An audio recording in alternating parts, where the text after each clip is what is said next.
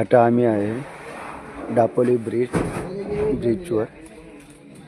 इथून आम्ही जाणार आहे गुहागर बीचवर. आणि आमची टीम आहे 8 जणांची.